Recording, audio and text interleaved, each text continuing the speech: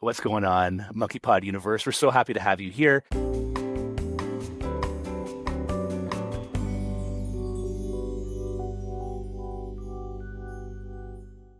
This event is our showcase series.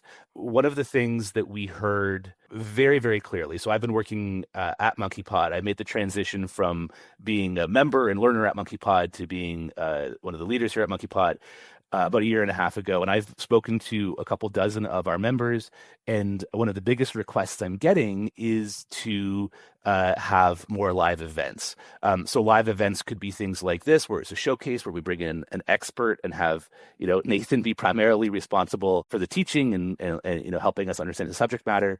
Things like our fireside chats, which is, more of a casual conversation to meet a member and also learn a bit about that member's expertise in a more conversational and meet and greet kind of way, or even live events in real life. So I've heard very clearly that that's what our members want. And this series of showcases is our attempt at starting to bring that to you. So last month, we had Dave Lee from List Defender talk to us about email list hygiene. That replay is up on YouTube for you to go ahead and watch. Today, we have Nathan from BlinkMetrics to talk about building your digital scorecard and the importance of having metrics and data insights in your business. And next month, we will have our friends from Fix Your Funnel, specifically Trent Chapman will be joining us to talk about the current state, current strategies, current innovations in text messaging for business. So this new series is well underway, and we're really happy to have you here. If you could just tell us about where you are, who you are. I'm Nathan. I'm in Los Angeles, California. I ran a web agency for about 10 years and then built software products for the last 10 years. So building WordPress plugins, SaaS products, and then in my agency life was building data-heavy products, in-house data systems, personalization platforms for small, medium, and large businesses. You said you've progressed to this. Did you mention how long have you been in Blink specifically? Yeah. So I've had my own personal journey with data, from being completely data blind to data overwhelmed to data driven.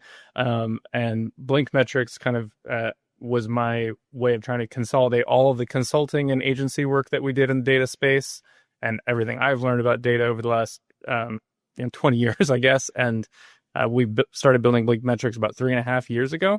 And we've been trying to streamline and make data approachable and accessible to small businesses that typically are too overwhelmed or can't actually approach data in a meaningful way. When I, have heard you describe BlinkMetrics as a business, and we'll talk about the BlinkMetrics product, certainly there are other things we want to teach about metrics and building your scorecard and so on in the beginning of this session. But also, your business has evolved into a combination, right? You mentioned a second ago that you do consulting in the data space. The consulting came first, and then the platform came second. Is that right? Yeah.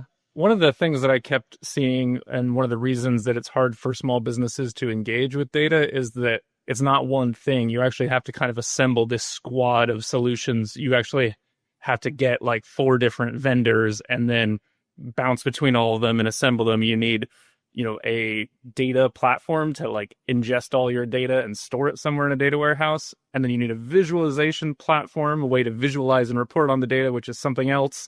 And those are both just tools. And then you need, a data analyst to help build those visuals and reports. And you need a data engineer to kind of massage all the data in the right format.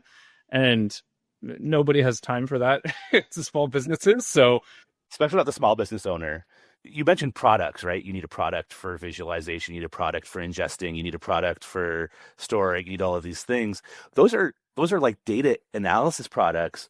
But you also have, I think one of the interesting things about needing to connect up your data or deal with data in silos is that we live at a time where there's an abundant array of products available to help us run businesses, right? We can sign up for email marketing tools and CRMs. We can get, our active campaigns, our Keeps, our GHLs, our HubSpots, right?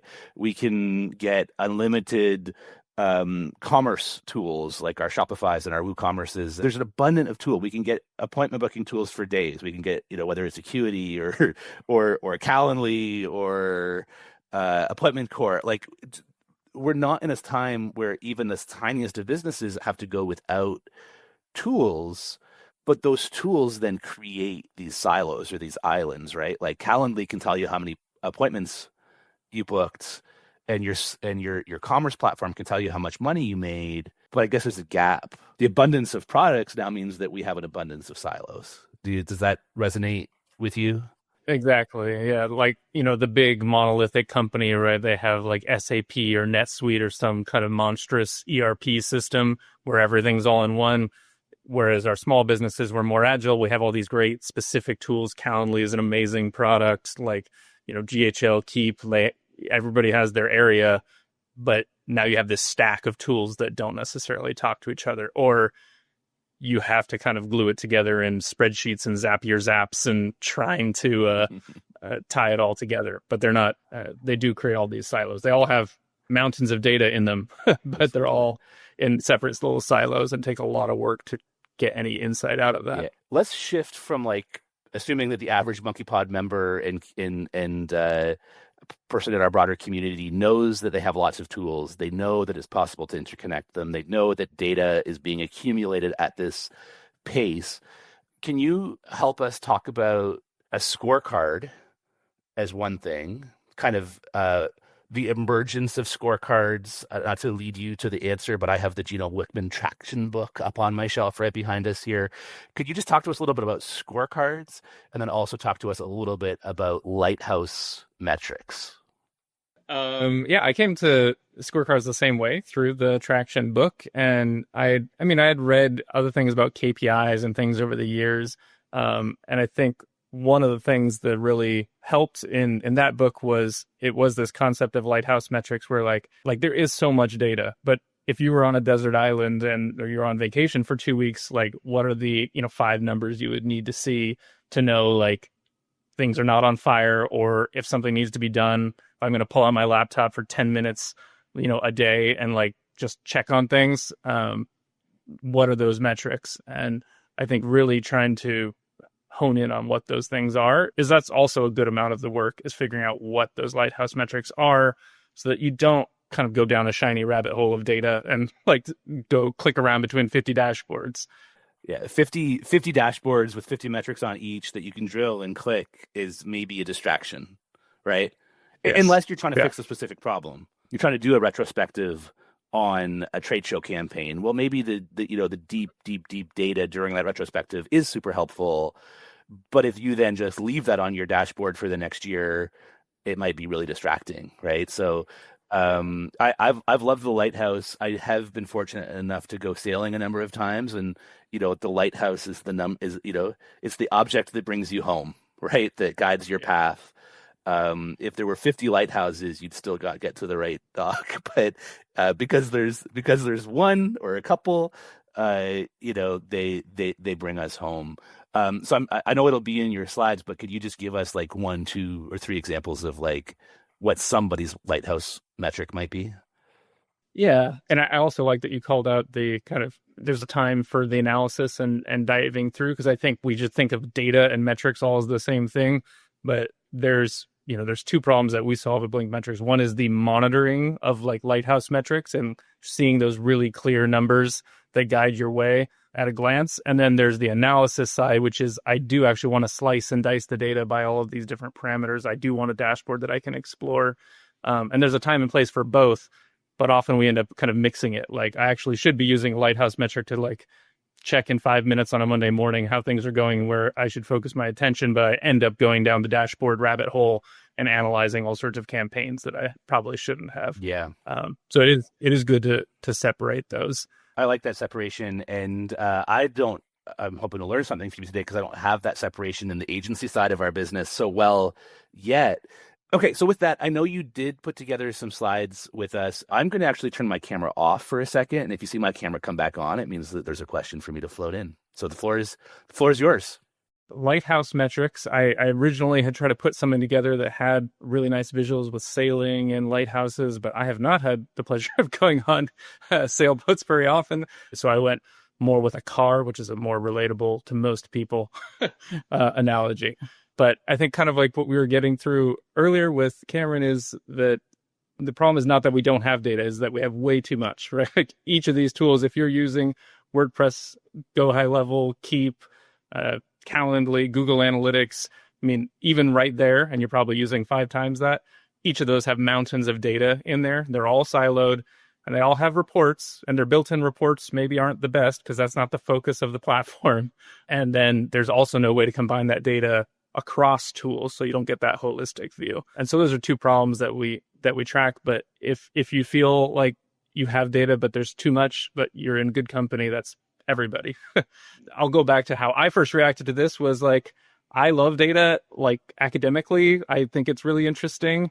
I majored in economics and I did my final thesis on econometrics. Like I love data, but I ran my agency like this for a long time, looking out the window, just reacting to whatever was right in front of me, minute to minute. And you can get a long way on gut instinct. And, in some sense it works, but we don't drive this way for a reason. But the reason that it is common to react to too much data is because this is the alternative. Typically, like you're going to go into 50 different dashboards. They all have a ton of different dials and there's no statistical significance. And you're looking at like a 1-day snapshot and you're kind of still making gut reaction responses to way too much data. The answer to this, which I think is part of what like Cameron has also seen in the traction book, is figuring out which metrics really matter and when. Like there's a time and place for each of these things, but in a day-to-day, on a weekly or a monthly cadence, you do need those lighthouse metrics to just focus on the things that matter. I think picking your lighthouse metrics is probably even more important than any of the technology or any of the fun analysis that we could talk about, is figuring out what are those numbers that matter. And I think there are 2 different kinds of lighthouse metrics. One is a trailing indicator, which is probably where most people's minds go first. It kind of tells you how are things going, how many dollars ended up in the bank at the end of the month, what was our revenue for the month, how many hours did we bill, right? Like that's a trailing indicator, and it's a really good way, like if Cameron's on vacation for 2 weeks, to be able to say how many X happened. That's a really good way to get us a pulse on the business very quickly and consistently without getting pulled into all of the weeds. But the challenge with that is that it doesn't allow you to change anything, right? If you're playing a game, if you're playing sports, you don't stand there staring at the scoreboard the entire game. Of course, the scoreboard is the most important thing when the game is over, but nothing is going to happen just by looking at it. So you need to move forward towards leading indicators. So instead of looking at dollars at the end of the month in the bank account, how many dollars did we invoice? And then how many hours did we bill? And then how many leads came through? How many deals just closed? And how many leads are in the pipeline leading up to that? And how many visitors are at my website? You can always go another level towards a leading indicator. And you might end up at the end of the day with, depending on your business, a set of lighthouse metrics that say, like, what are numbers that I can impact? And now these are numbers that if I see them and they are red or below my stated goal or threshold, I'm going to do something about them immediately after I look at those numbers. If it says, Cameron didn't pick up the phone and make his 5 sales calls today and the number is 1, right? Like, okay, we got to pick up and make 4 more calls. So it is good to have that pairing of trailing indicators of how things are going and leading indicators that you can actually do something about. And if you're not going to do something about it, it doesn't belong in your lighthouse metrics. It's actually something that you should look in that analysis mode. Just to really bottom line that thought, because I think I understood it, but I want to really bottom line it. Of course, leading indicators are still things that have happened in the past. They're just the things that happen maybe, early in the cycle, right? Where like the dollar, of course there's fulfillment and so on, but the dollar in the bank, the dollar hitting the Stripe account is a trailing result, right? A trailing metric, because it's the effect, right? Where the leading is, did we do 3 outbound sales calls or 10? Did we go to one trade show or networking event or 4? Did we go to, did were our ads optimized in such a way that they brought in, 3,000 or 6,000? That's what we're saying, right? Is that the ones that are closer to the top of the funnel or whatever you happen to call your sales process, those are driving or leading. Is that so? Bottom lining it, the money falling out the end is trailing, but the activities that lead to that money are closer to leading. Is that yes? And the quickest way to kind of discern, because it all gets jumbled up on our heads, is like if I saw this number on a daily basis, if I saw it Wednesday, August 20th, what is that number? Like, can I do anything about it? Right? Like if the number of dollars that came into the bank on Wednesday, August 20th, I'm going to be happy or sad, but there's nothing I'm going to do. Versus if I see the number of sales calls that haven't been made or the number of tickets that are waiting in QA or whatever, that will be a super leading indicator where I could say, okay, I'm going to go pick up the phone or I'm going to go close out these tickets. So if we were in a car, what would those two be? Like if I had to block everything else out in the car, this is what I'm going to check most often as my lighthouse is, am I going too fast and I might get a ticket? Maybe I should slow down. Like I look at the speedometer and how many miles to empty. Like, can I go to the gas station later this weekend and not stop on my way home? Or how far do we need to go and plan to get off the freeway on this road trip to make sure that we don't run out of gas? Right. Those are two lighthouse metrics that I'm going to look at all the time. And there's a whole suite of other metrics and tire pressure and other things that are helpful, but they're actually more helpful just to be alerted when I do need to look at them, because 99.9% of the time I don't need to look at those things. But these would be like my lighthouse metrics is what I check most often, right, when I'm driving in the car. And there is all this other stuff, and I I have like been looking at the exact ratio of speed and my miles per gallon and all of that, and almost crashed into the car in front of me. So it's really good to just glance at these lighthouse metrics only periodically and make your decision and then move on. So I think in a business context, we need to identify some key lighthouse metrics for the top of the funnel, the middle of the funnel, and the bottom of the funnel. So this is basically it differs a little bit from business to business, but this is kind of a generic case here. Most of online businesses, the top of the funnel is somebody, you buy some ads maybe, or you get some organic traffic from Google. You want to see how much traffic is coming in from these sources, how many people are on the website, how many people fill out your lead form or subscribe to your newsletter. And then as we move more into the middle of the funnel with more interest and intent, like they might get added as a lead to your CRM, or maybe you're monitoring how many people hit a certain tag or lead score in your CRM, or how many appointments got booked. And then at the bottom of your funnel, of course, actual sales, subscriptions, revenue. Then you have the challenge of the data sprawl, which we were talking about earlier, is that this is coming from all sorts of different places. These are all of the lighthouse metrics that drive your business. But now you have 15 Chrome tabs that you're going to have to jump around between, because your website traffic's in Google Analytics, and your lead magnets are in your WordPress Gravity forms, and your contact activity is in Keep or GHL. Calendly has all your bookings, and then you have WooCommerce or Stripe or Shopify or wherever or your invoicing system if you're doing services. You have to jump between all these different platforms. Also is going to lure you into that kind of analysis side that we were talking about, is it's all mixed up. Like, you really only need these lighthouse metrics. You need the raw numbers from these tools. You don't need to get sucked into all of the other reporting, because that's the exploration analysis reporting, which is for a different time, not for when you're just trying to get that quick pulse and make a decision of what you need to focus on. The first step after you've kind of identified what these are, pull open a spreadsheet and start jotting them down. That's usually where most people start, and is a great place to get started.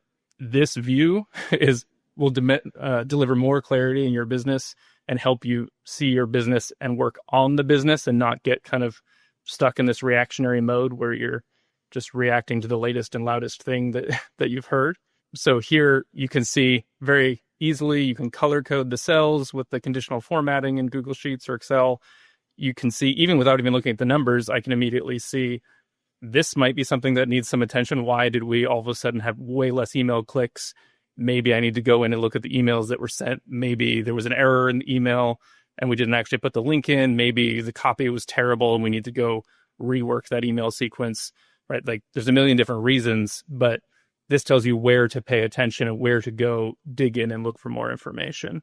So you can, each of these lighthouse metrics, some you can see are trailing, which is just like, how are things going? And then here is maybe something I can do something about. Maybe I can go look at the emails that were sent out. Maybe I can adjust my ad spend. Those are things that would drive actual changes in your business. And soon, as soon as you fall in love with that spreadsheet, you will also run into the maintenance problem, which is if you had to type your speed into a spreadsheet every 10 minutes, you'd stop checking, which is where most people find themselves, because you can do that with the lighthouse metrics. But then if you end up wanting to have a pulse for the entire business like this, but then you want to have another set of lighthouse metrics for maybe the head of marketing or maybe the head of sales, or you realize how powerful this is and you want, after the bottom of the funnel, I want operational metrics about like my response time and account management. Once you see the power of this, you're going to want to do it more and more. And then you'll realize, I don't want to react just monthly. I want to react in real time. I want to be able to have, a daily set of numbers or a weekly set of numbers. And then you kind of get to this paralysis of just inputting and Zapier zaps and assistants trying to copy and paste numbers, and every once in a while the number will be wrong. So a million angles. Yeah, if it takes you 5 hours on Friday to update your spreadsheet, like you said, you're probably not going to keep doing it, right? It'd be a good pet project for a month or two, for 7 or 8 consecutive Fridays, and then maybe not so much. I really like the kind of visual nature of that last scorecard that you had up there, right? Because it's also not superficial. It's not just speedometer and miles to empty. There's a few more of them on here, but the analogy still makes sense that it's not hundreds, right? It's this reasonable number. Your color gradients on here, right? Your pinks and reds and things like that. Do you find that people are people well served by having it turn red comparatively to a previous period? Or maybe is it like turning red relative to an objective? Like you can say, just through my own experience, I know that emails clicked of 400 is good, so I'm going to set my lower limit at 360 and tell the platform, kind of like the city coming along to bolt up that speed limit sign. It's a smart person engineered that number. It's not like, the last 800 people who came through at 68, so you're allowed to go 65. Where does red, pink, yellow, green kind of get set from the smart humans who run the business? I think it's a evolution usually. Like sometimes you do have a strong opinion, like, I know my business, I know 400 clicks is what I need, and like that's good, and I'm going to set the bar there. I might move it later, but that's the bar right now. Or there's some business owners like, I don't actually pull up Google Analytics. I haven't looked at it in the last 6 months because I've been ignoring it for so long. So I don't even know what good is. And I think just starting with a baseline, which is the default in Google Sheets and in our BlinkMetrics product, which is obviously more traffic is better. And it's just kind of this moving average. Like it'll basically take the midpoint and make that, the dividing line, and everything better. Higher is green, everything lower is red. And that's a great place to get started because you can see, this baseline. But as you start engaging with this more often, and you will form an opinion, you will say, like anything over 40,000 is fine. So then you can set the explicit goal either in Google Sheets or in our tool, any way. You can say anything higher than 40,000 is green. You'll still get the shades because the shades are important. You can see even up here with the ad spend, we didn't put either one as red or green because the goal is not to spend $0 on ads, but it's in general to get less with the same result. So you can set that goal and you can change it over time, but you still get that nice shift in colors because you can, I can squint my eyes and not look at any of the numbers, and I can immediately tell which things I should look at, what flipped from red to green, what went to bright red and hit an all-time low. It's still a helpful signal. Absolutely. So you said a moment ago, or we're back on the slide actually, that says spreadsheets work to get started. And I think where you left off before my question was that you become a scalability problem or a maintenance problem. You talk a bit more Yeah, about the I maintenance mean, problem. it comes in a few ways, right? Like, because once you want to go from from monthly to weekly, you have 4 times the work. And if you have a quarterly business review or an annual meeting, right, you have to redo all of that, collation and copy pasting, and you have to go into each report and switch it to an annual year and copy paste it into a spreadsheet. So as soon as you start getting into this, you start realizing that there's a lot of it. And if you want to build out more metrics or more scorecards for different roles within the company, you get into this kind of drudgery state pretty quickly. Then it begs the question to automate it. It's for those reasons you want to be able to react in real time, not just once a month.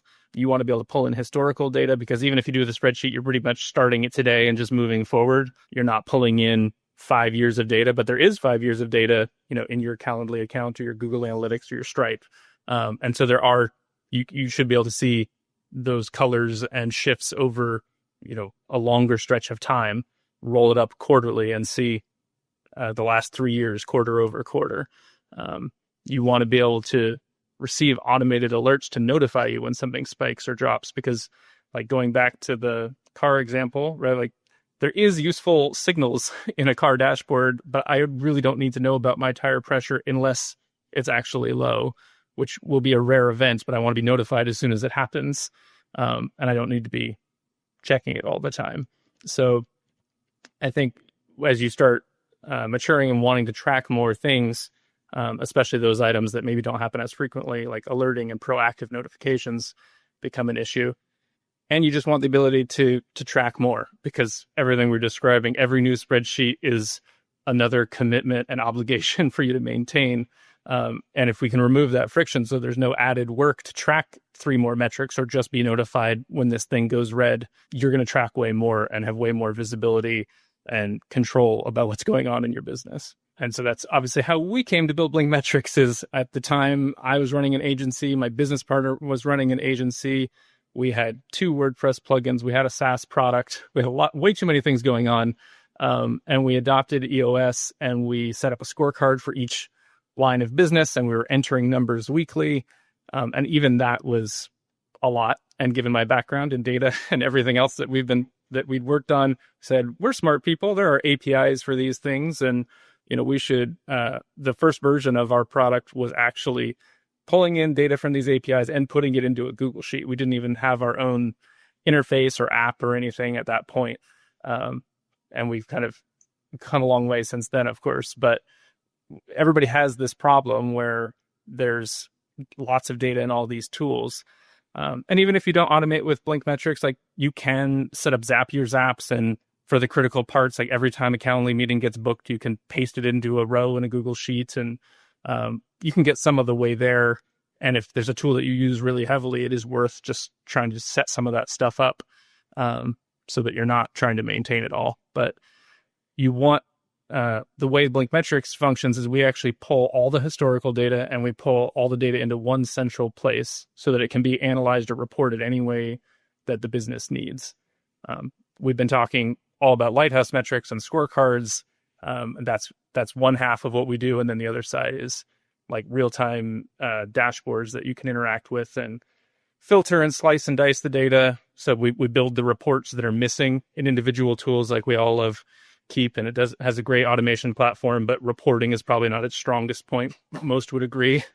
So we can build the reports that are missing there, or maybe you need to see Keep data and Calendly data and Stripe data, some correlation or combination of all of those. So we build those custom reports for the analysis.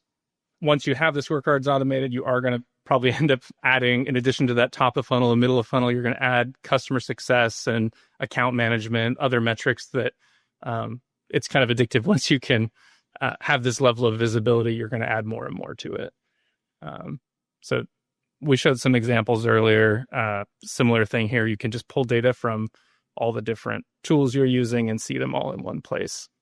And I think as you scale your business, data becomes more and more important because often your team size is growing as well, right? And so you're less close to all of the pieces that are going on in your business. And so there's often growing pains, and leadership challenges when things get delegated out.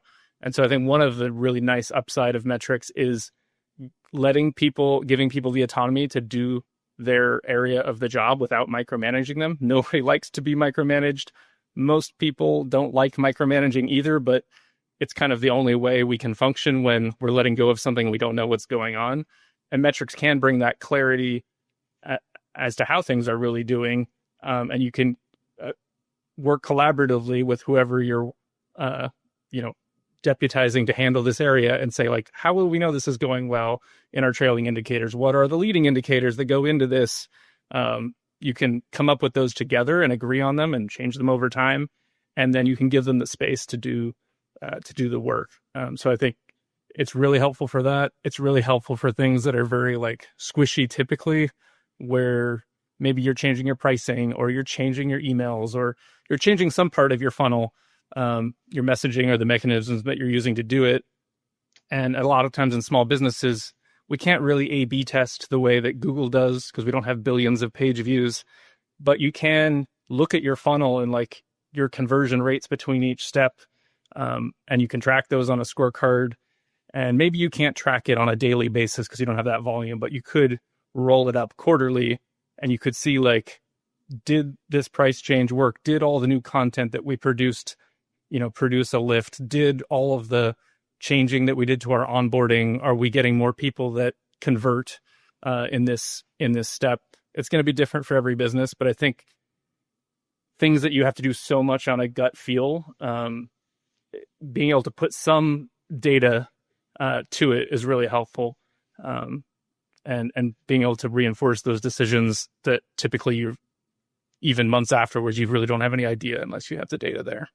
What I would do next, if you haven't done any of this, the first place is just to identify the metrics. One of the most important pieces, map out where the data is coming from, just like we did in the example, where are my bookings happening? They're happening on Calendly, just get clear on where that is, and then create a central reporting hub.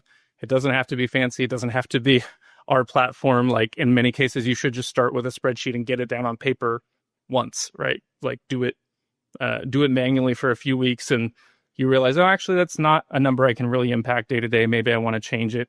It is an iterative process. And I think the most important thing is just to start and not get too hung up on the technical aspect of it. And if you do this every week, actually, that's probably something I didn't put here.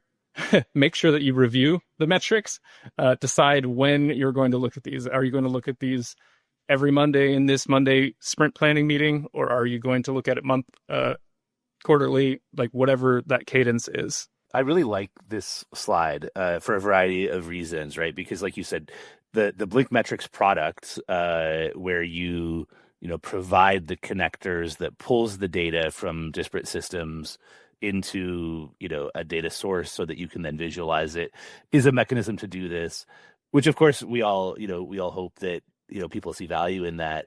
And also you've mentioned that like V1 could be a Google Sheets that is being populated by a tool you already have into a Google Sheet that you already have, creating a chart using the software you already have, right? There are levels of sophistication to this that maybe people can like dip their toe in and then think, oh, scorecards really do help me grow my business in a bigger and better way. I want to talk about two of the things here. The one where you said identify the metric, and then number 3 there, creating a central reporting hub. So identify the metric. Do you find that people start with like flip chart paper and whiteboards? Is that like a good mechanism to say, hey, if I understand my journey and I can draw my journey, then maybe I can like, put a couple of little gauges along the journey by drawing them on there? Like, do you think people like to draw it? Do you think people like to go to Excel and build a mock-up of what it might look like if it were one day automated? So I'd love to hear kind of like the identify part, how you see people practically being successful in that. And then similar question for creating the reporting hub.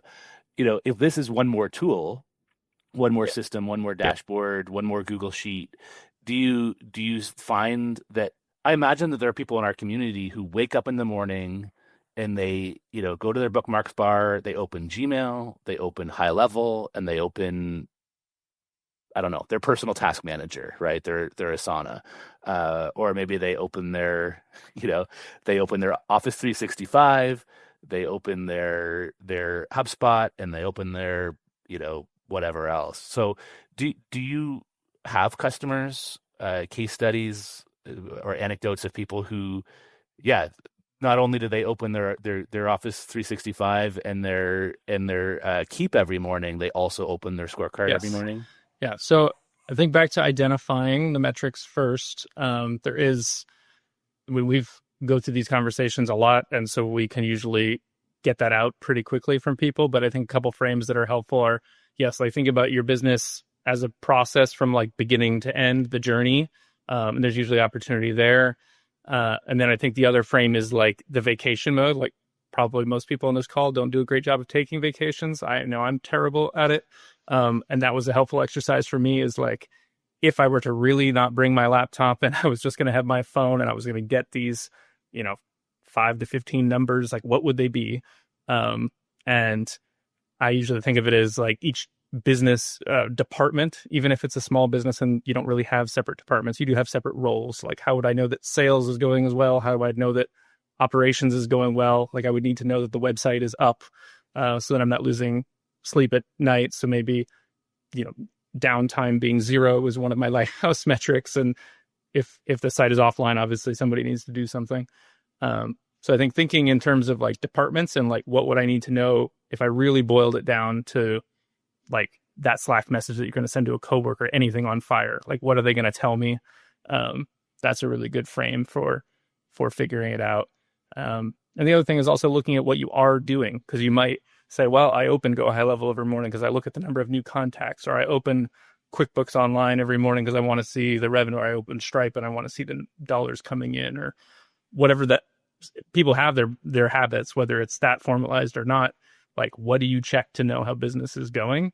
There's usually, between all those things, you get some ideas, and then you just have to really force yourself down, because you're going to come up with like 50, and it needs to be like 5 to 15, like, to really be effective. Right. 5 to 15. Yeah. So even when you think you are building a lighthouse at the dock, you're still building a fireworks show with 50 or 100 twinkly lights. Yeah, that's interesting to think about. Like, you're gonna like focus, and then you're gonna still eliminate from that focus and focus again, right? And as you're talking about that, it just because you were mentioning QuickBooks, there's like all these products that we didn't even talk about in our preamble. Like, I imagine that some platforms might have one number. Like, if you use Help Scout, for example, age of oldest ticket might be, the only one number you want, or maybe like, number of tickets that have breached an FLA or an SLA, like a service level agreement, right? Like we have a standard that we, first touch tickets in the first 4 hours and that we solve them in 24. How many are outside of that? Like, that might be one number is the only number you actually need as the leader. Of course, the person who runs customer service is that's their number one favorite tool that they right click and open every morning. But for you, it might be one number, and they're kind of all over the place. There are that cascade of. So it sounds like, yes, you do see successful people. Yeah, there is that cascade. The leader, like, you just want to see that one number from Help. Yeah, you do see successful people having that dashboard to open. Yeah, and then and you want your head of customer support. They should have multiple lighthouse metrics, right? The head of customer support should be looking at response time, resolution time, like volume of tickets, and customer satisfaction scores, right? Like, they're going to have more in that area. And maybe you're only going to focus on one on like a daily basis. So maybe you'll look at 3 on a quarterly basis. Right. So I love that you put what's next for you, both from like a BlinkMetrics products and just a thinking about metrics perspective. I would like to give you a few moments here, because you've been so neutral and balanced, to just talk about the BlinkMetrics platform. What is it? How did it come to be? What is it? What about that disparate or like copying and pasting into your Google Sheet problem are you solving with that product? Yeah. So I think we kind of came to it from this place of like, sometimes I just need 1 or 2 numbers from each of these systems in a lighthouse. sometimes I can't get the report. Like what you said, the longest aging ticket in Help Scout is maybe a little harder to get. Maybe it's not a bookmark that I could just pull up in Help Scout. Maybe I have to click around in there for 10 seconds to go find it and fiddle with it. And maybe I want to see that, and I want to be able to drill down and see the ticket, and I want to see how much revenue that customer has brought in from their Stripe on the Stripe side, right? Like you really need a custom, like you need 2 or 3, even on the analysis side, you need those multiple pieces of data. So we built BlinkMetrics to solve all of those problems. Like I started with very small businesses, and then in my agency, what naturally happens is you move to medium and then larger businesses. And, we were doing 6-figure projects that took a year or 2 of very painful build outs where we were basically building this. And so our goal here is to really streamline this down to something that's accessible, because small businesses can't really approach it. It's completely overwhelming to figure out, am I going to do Zapier Zaps? I'm like, how do I get this data? And you're kind of becoming a data scientist to figure out how to massage it. And maybe you're going to hire that part out. But like you said, you get caught between, I have like 4 vendors that I have to select from a pool for each: the visualization, the storage of the data, the extraction of the data, the analysis and building. And none of those people are terribly focused on your business, and they don't understand running a business. So you have to do all the translation and all of the business thinking and communicating to them what's important.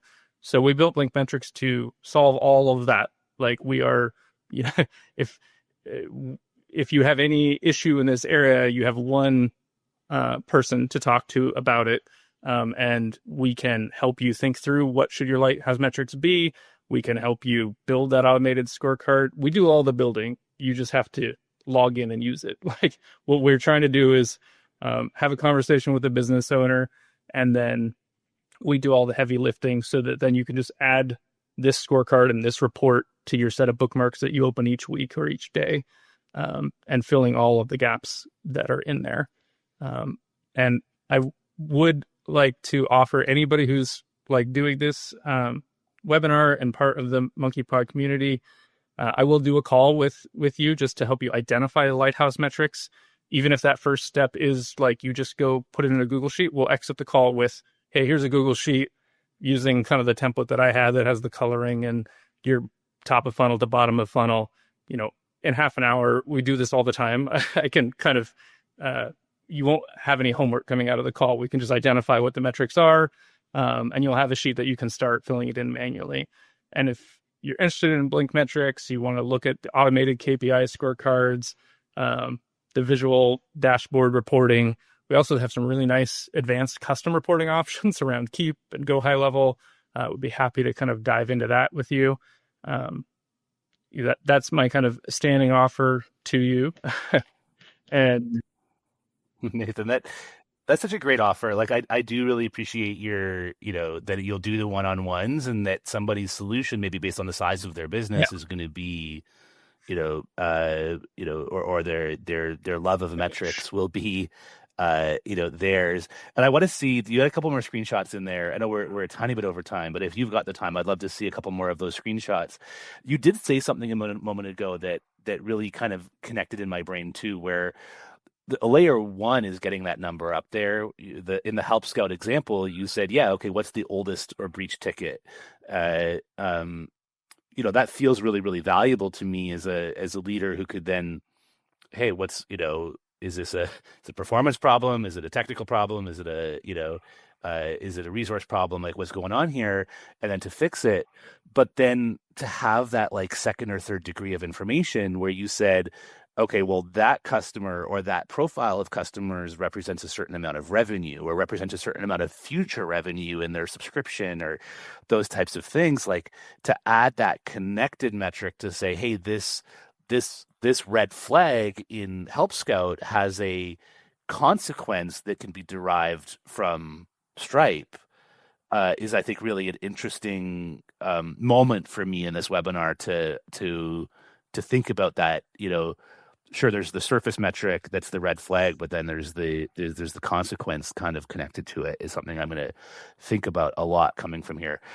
Those connections, like, I don't know if you like your product having an analogy to Zapier, but your product at Blink, one of the things when I first met you and we were talking about it that kind of caught my attention is that you've built connectors, right? Like you can put your Pipedrive API key or user credentials, you can put your Stripe API key or user credentials, you can put your you know, your Calendly, etc., user credentials into the BlinkMetrics platform, and that's one of, let alone the visualizing part, that's one of the advantages is that you're not reading and writing rows to Google Sheets. You're saying, if LinkedIn is important to you, let's give BlinkMetrics our LinkedIn credentials or API key. If Asana is important to you, to your business, let's give BlinkMetrics your Asana credentials. Is that a big, that connector style of work? Is that a big kind of competitive advantage for yes, and the fact that we like do everything from top to bottom, because we have to have the connectors to this and the 50 other tools that are in like these in the category. You have to get the data out with the API. You have to store it somewhere. So we do the extraction and all the custom connectors for these tools that everybody uses. We do the storage, and then we do the visualization and alerts and all of those things from end to end. And yeah, there's been a tremendous amount of work that we put into these connectors. So we do get the data out, and we know like, oh, you want to measure revenue from Stripe, or you want to measure ticket volume from Help Scout. Like those are metrics that we can snap into place very easily. I would love to see some of your screenshots in just a moment, but I know that some of our audience might have to drop out. So I've got a comment. I think this is a comment more than a question, but Gail said, the research to figure out how to automate is totally overwhelming. Do you concur, or do you have like a tip to manage the overwhelm that Gail has mentioned there? Yes, I don't recommend spending 3.5 years building a company around it. It's been I did not think it was going to be this large getting into this, but it is. There is not a great way. That's why we've built this, is that I think there's a tremendous gap. Of course, large companies have in-house data teams and data scientists and all that, but small companies are just drowning in a sea of spreadsheets or 50 different reports. I would say Zapier is the closest, but you end up having to architect quite a house of cards, and it's all just copy paste, and it's really just individual metrics. And there's a lot of times even with all that work, you actually can't get the number that you want. Like with Help Scout, you couldn't get the longest aging ticket. You could basically just get every new ticket that comes in, you could paste in and count them or something. But there's certain data you just can't get that way. I think it's interesting that the question wasn't figuring out what to measure is totally overwhelming. The question is how to automate is totally overwhelming. And I think that's really interesting, right? Like you can have your dream metric, like dream big and write it on a whiteboard. How do you then reverse engineer that into a technological solution? So thank you for that question. And then the other question we can deal with in the show notes or follow up email. But there was a question here from JJ about, do you have a case study you can share? Sure. Like, do you have do you have a spot on your website or something where somebody went from disparate, chaotic metrics to metrics? If you've got that, we'd love to put that in the follow up notes for JJ and everybody. Yeah, I'll put that. It's on. I put one around Keep on the MonkeyPod page that we link to. So here you can. Mm-hmm. We have a case study here. All that. What a preemptive. What a preemptive answer right there. Beautiful. So thank you for sharing that. Okay, we're a little bit over the hour. We want to say thank you to everybody who joined live. The stream is going to keep going. I'm going to keep Nathan as long as he's willing to give us. So Nathan, if you want to show us we'll do the 5-minute version. If somebody wants to book a call, we can go into more depth of anything that's interesting. But like this is our automated version of the scorecard. So same paralleling what's in the Google Sheet version, but in our version, of course, all the numbers are flowing in automatically. So all this data is populating from the place that it came from, and each thing has a link, so you can actually go into the tool that number came from, so you can immediately go see this 55,318 and verify it, and kind of start doing that investigation, like inside of Google Analytics or inside of Keep. You can also get graphs and trend lines that right at a glance We'll also take the current value of 621 here, and it's projecting that it's going to hit 963 by the end of the month because we're like 2/3 through the month. So you get a lot of extra context in the scorecard and none of the work to get there. And you can collate all of this across different time periods. Maybe I want to see, a quarterly snapshot year over year for more broad trends, and maybe I want to see monthly, or I have a set of numbers that I'm looking at weekly. So this is all automated and the scorecard side of what we do. And you can see where these numbers are coming from. You can see this is coming from Keep, and this one is coming from Google Analytics, and your ad spend from Google Ads. So you can have whatever lighthouse metrics you want, no matter where it comes from, right? You can get it in here in one holistic view. This is really great, Nathan, and I think that throwing back, we've had so much in the content in this already. I'm still, as far as I think about, next steps for me, I really enjoyed the distinction between a leading metric and a leading and trailing, right? I really enjoyed that distinction, and that felt in my personal journey with data and metrics, probably where I want to start my thinking is like, am I too focused on trailing and not enough on leading? And of course, you had that slide with next steps for everybody. You've made the offer to do these consultations and mock up with people. All of that feels really great and really valuable. So thank you so much for sharing all of that. The two quick announcements as we wrap up, like I said at the earlier part of the call, we have heard from our members and our community at large that they want more events, they want more experts, they want more member-to-member time. So to keep that train rolling, we have this exact same format coming up with our friends at Fix Your Funnel.